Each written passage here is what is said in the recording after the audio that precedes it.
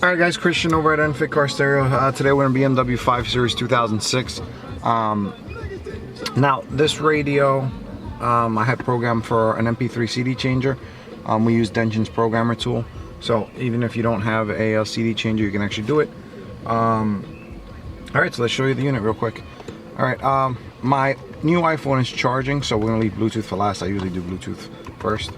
So it's going to be the main menu. Oh, in this car, the customer has his own factory Bluetooth.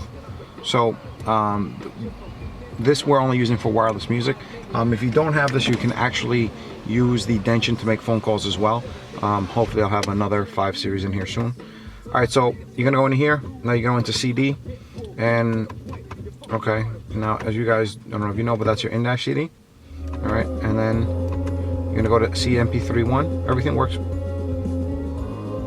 Sorry, I don't know what I'm doing with this car. Nope, that's not what I wanted to do. Go over one. You gotta turn it over.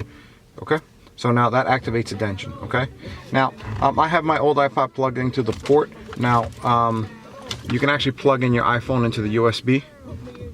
Okay, on this unit. Okay, this unit is the external box. It also has an auxiliary input and a bypass switch in case you go to dealership. That was more for new cars. It doesn't really apply to this car. Let me adjust the lighting a little bit. Adjust the lighting a little bit. Hold on. Alright, not sure if that did it better or worse, but